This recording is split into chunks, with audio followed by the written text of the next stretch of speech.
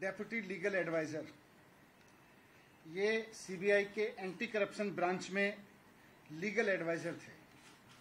इनका काम था लीगली चीज़ों को अप्रूव करना, उनको रिजेक्ट करना, उनकी सारी लीगलिटी को देखना।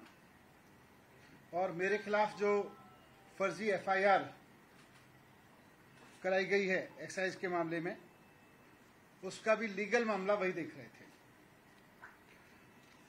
पता यह चला है कि मेरे खिलाफ गलत तरीके से केस बनाकर ये उनके ऊपर दबाव डाला जा रहा था कि मेरे खिलाफ गलत तरीके से केस बनाकर मुझे अरेस्ट कराने की लीगल मंजूरी दें। उनके ऊपर जिन अधिकारी ने, सीबीआई के जिस अधिकारी ने सुसाइड किया है, उनके ऊपर गलत तरीके से दबाव बनाया जा रहा था कि मेरे खिलाफ इलीगल तरीके से, फर्जी तरीके से केस बना के मेरे अरेस्ट को मंजूरी दें, जिसको वो मंजूरी नहीं दे रहे थे। उनके ऊपर इतना दबाव था कि वो मानसिक दबाव में आ गए और उन्होंने सुसाइड कर लिया।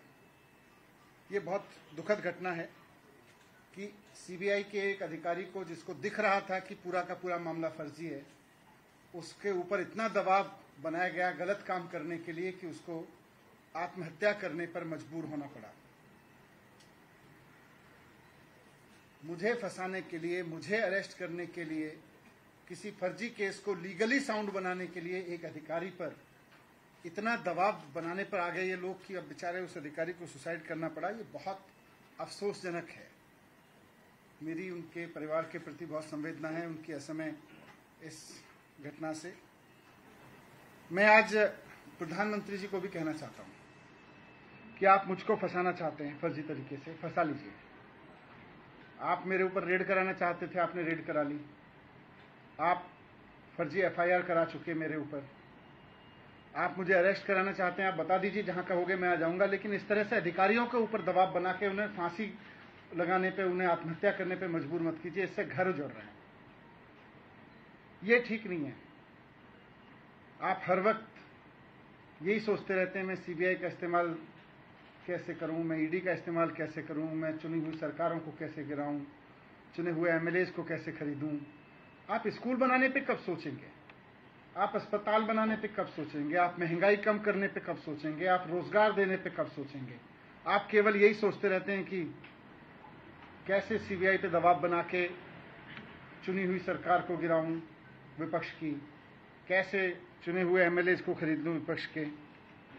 मैं आज आपके सामने, इस घटना से मैं बहुत आहत हूं और मैं आपके सामने प्रधानमंत्री जी से 3 प्रश्न पूछना चाहता हूं। जो सीबीआई के अधिकारी ने सुसाइड किया, जिसके ऊपर बहुत दबाव था कि वो मेरे खिलाफ पूरे के पूरे केस को लीगली साउंड बनाए और उनको आत्महत्या करनी पड़ी जितेंद्र कुमार जी को, उसके सिलसिले में मैं प्रधानमंत्री जी से 3 सवाल पूछना चाहता हूं कि अधिकारियों पे इतना दबाव क्यों बनाया जा रहा है कि वो आत्महत्या करने जैसा कदम उठाने पे मजबूर हों। आप अपने राजनीतिक विरोधियों को कुचलने के लिए अपनी ही सरकार के अधिकारियों को और कितना टॉर्चर करोगे? दूसरा सवाल है मेरा कि क्या अब भारत की केंद्र सरकार का काम केवल ऑपरेशन लोटस चलाना रह गया है?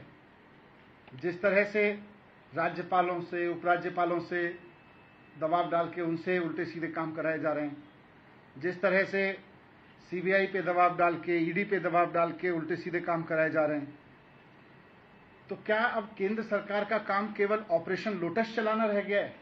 ये मेरा दूसरा सवाल है प्रधानमंत्री जी से। और तीसरा सवाल है कि जनता की चुनी हुई सरकारों को कुचलने के लिए और कितनी कुर्बानियां आप लेंगे, ये बताएं। ये बहुत दुखद घटना है। विपक्षी सरकारों को कुचलने के लिए सीबीआई के ऊपर इतना दबाव कि अधिकारियों को सुसाइड करने पे मजबूर होना पड़े, ये इस देश में पहले कभी नहीं हुआ। बहुत दुखद है और मैं उम्मीद करता हूं कि प्रधानमंत्री जी मेरे इन 3 सवालों को गंभीरता से लेंगे और थोड़ा इस पे सोचेंगे। और उसमें वो आपके ऊपर आरोप लगा रहे हैं और एक स्टिंग ऑपरेशन किया जिसमें आरोपी नंबर 13 का स्टिंग ऑपरेशन दिखा रही है डीजीपी और आरोप लगा रही है कि 6% कमीशन दिया गया। देखो, इन्होंने, भारतीय जनता पार्टी काफी दिन से चिल्ला रही है, घपला हो गया, घपला हो गया। कभी 1300 करोड़, कभी 8000 करोड़, कभी 500 करोड़, कभी 144 करोड़, कभी 30 करोड़।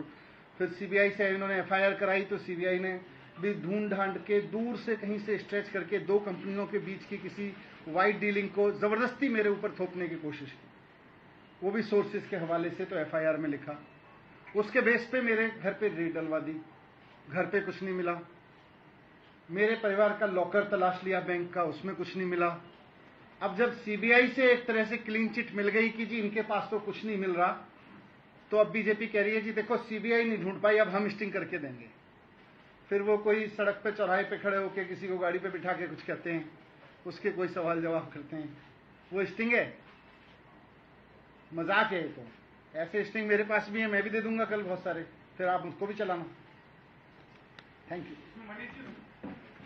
कुछ नहीं। That was Delhi Deputy Chief Minister Manish Sisodia essentially taking that one question which is pertaining to that sting operation that BJP claimed to have put in the public domain, in fact rather picked from public domain. And he says that any vague sting operation where a person is being made to sit in the car and say rant random things cannot really be responded to, so he chooses to stay away from a reaction when it comes to that. However, he has made another big claim against the BJP. Now, he says that the CBI officer who was investigating the case pertaining to Manish Sisodia, in fact, was made to build up a fake CBI case against him, and he was pressurized to make the case legally viable, legally sound. And because of the pressure, he allegedly committed suicide. That's a big charge that Manish Sisodia has made against the BJP government. And he's essentially asked three questions to the government at the centre. Again, bordering on the same thing, why is the government hell-bent on pressurizing their own central agency officers? And also, why is it that Operation Lotus is something that they are only concentrating on? My colleague Nikhil